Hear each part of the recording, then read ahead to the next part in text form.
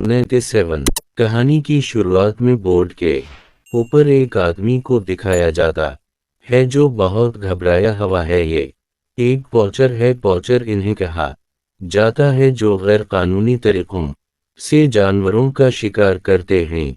इस पोतीर की तरफ एक अनजान चीज बढ़ रही होती है जिससे डर कर ये बोर्ड की पोल के ऊपर चढ़ जाता है और इससे पहले कि वो अंजाम कर इस पर हमला करता ये खुद को गोली मार देता है। वह है जिसमें 7 लोग लगातार अमेज़न के जंगलों की तरफ बढ़ रहे होते हैं। ये लोग यहाँ पर रहने वाले आदिवासियों के ऊपर एक कदम आगे बढ़ रहे होते हैं। तभी बहुत तेज बारिश शुरू हो जाती है और तभी ये देखते हैं कि वहां पर एक आदमी उनसे मदद के लिए इन्हें आवाज लगा रहा है। वो कहता है कि मेरी बोट झाड़ियों में फंस गई है। ये इस आदमी को अपनी बोट पर ले आते हैं। इस आदमी का नाम पाल होता है। ये पाउल को बताते हैं कि हम जंगलों के अंदर जा रहे हैं तो मैं किसी और का इंतजार करना चाहिए।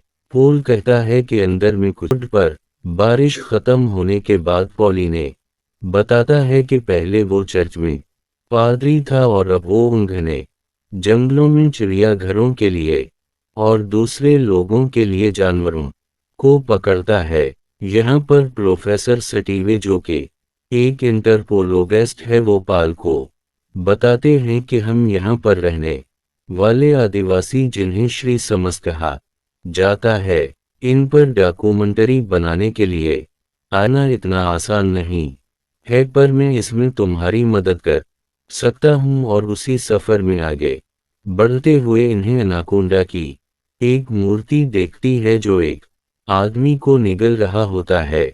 पॉली ने बताता है कि शरीशामा आदिवासी एनाकोंडा को अपना देवता मानते हैं। उनका मानना है कि एनाकोंडा उनकी रक्षा करता है।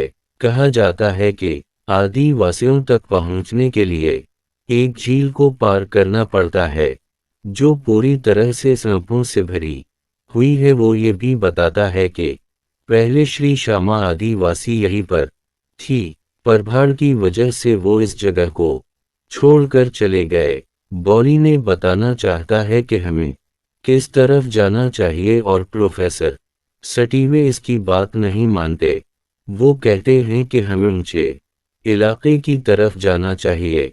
यहाँ पर पानी भरा है इसका मतलब आदिवासी अपनी जान बचाने के लिए ऊंचे इलाकों की तरफ गए होंगे। इस बात से पावल को गुस्सा आता है और वो कहता है कि मैं अगले पड़ाव पर उतर जाऊंगा। रात को जब उनकी बोट एक जगह पर रुकी होती है तो उन्हीं में से एक कपल पर हमला किया था। ये सांप इंसानों को बहुत बुरी तरह से मारते हैं। सबसे पहले ये इन्हें जकड़ लेते हैं और उसके बाद उनकी हड्डियां तरह से तोड़ देते हैं जिससे इंसान की मृत्यु हो जाती है।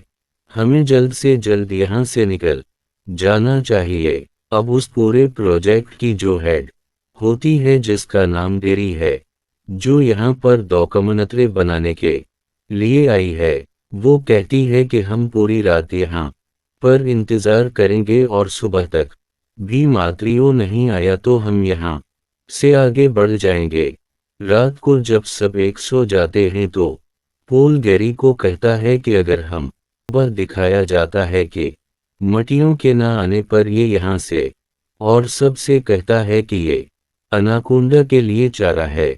सब कुछ नहीं चलेगा और अब गैरी भी पैसों की लालच की वजह से वो सबको कहता है कि हमारा एक साथ ही जख्मी है जिस काम के लिए जिस डॉक्यूमेंट्री को बनाने के लिए हम यहाँ पर आए थे अब हम वो नहीं बना सकते। क्यों ना हम पाल के अनाकोंडा पकड़ने में मदद करें ताकि जब वो अनाकोंडा पकड़े तो हम इसे रिकॉर्ड कर लें और उसके बदले वो हमें यहाँ से बाहर भी निकाल देगा। अब ये सब के सब अमेज़न के बीच जंगलों में फंस चुके हैं और पता ये बंदर को चारा बनाकर पानी में डाल देते हैं। रात को एनाकोंडा उनके कांटे में फंस जाता है और बहुत जल्दी वो अपने आप को छुड़ा लेता है।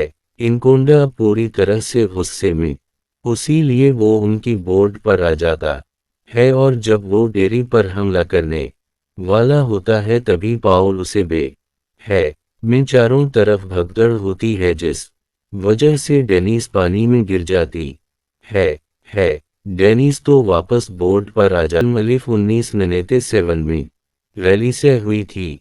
मीम डाल पे पर इसकी रेटिंग है 4.8। इस फिल्म का बजट था $45 मिलियन और बॉक्स ऑफिस पर उसने कमाई की थी $37 मिलियन की। उम्मीद करते हैं कि ये कहानी आपको पसंद आई होगी।